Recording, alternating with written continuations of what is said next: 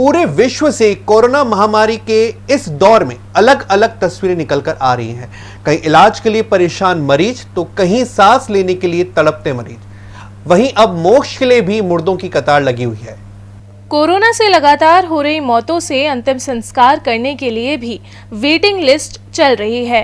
ऐसे में किशोरपुरा मुक्तिधाम में भी एक ऐसी ही तस्वीर देखने को मिली, जहां एक के बाद एक 4 डेड बॉडी अंतिम संस्कार के लिए पहुंची, लेकिन मौके पर पहले से ही शवदाह गृह में बॉडी होने की वजह से सभी मृतक शरीरों को बाहर ही रखा गया और घंटों इंतजार के बाद उन्हें उनकी अंतिम यात्रा के लिए स्थान मिल सका।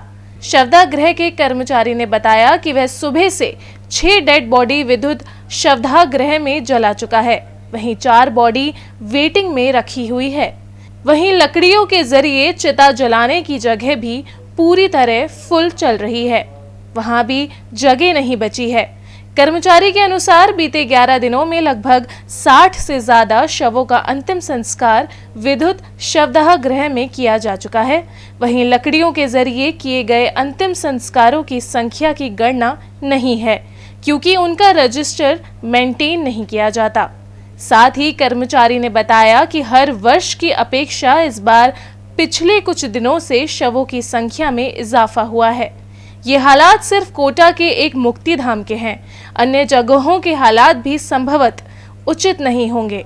हालांकि प्रशासन मौतों के आंकड़ों में शुरुआत से सेंसर लगाता आया है, लेकिन जमीनी हकीकत को बयां करने के लिए तस्वीरें काफी हैं। अभी जितने का भी सुबह से शाम तक हम तक 5-8 डेड बॉडी बर्न करते थे, तो अभी सुबह 7 बजे से लेकर के कम से कम 12 बजे तक 7-8 डेड बॉडी हमारे पास में वैसे अवेलेबल हो रही है, तो पहले से ज़्यादा बढ़ गया है। तो मशीन में भी प्रॉब्लम? नहीं, कोई प्रॉब्लम नहीं। जैसे हीटअप तो लेती है ना मशीन ज़्यादा। मशीन का जो बीच में सर्विस की जरूरत मानती है तो करवा लेते, बीच में भी हमको जरूरत पड़ी लॉकडाउन में। अगले लॉकडाउन में कोरोना वायरस फैला था, पूरे लॉकडाउन में डेड बॉडी के बराबर बंद की है। मशीन थोड़ी सी हमारी सर्विस मांगी तो हमने सर्विस भी की है।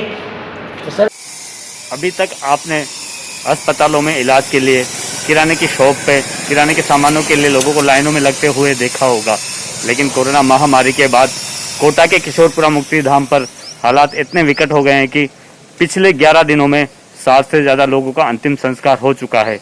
यहाँ पर मृतकों के शवों को अंतिम संस्कार के लिए अपनी बारी का इंतजार करना पड़ रहा है।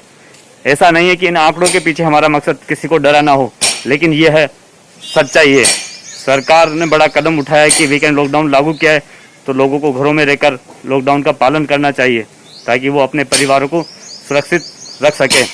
एसटीएन न्यूज़ के लिए राजेंद्र यादव की रिपोर्ट।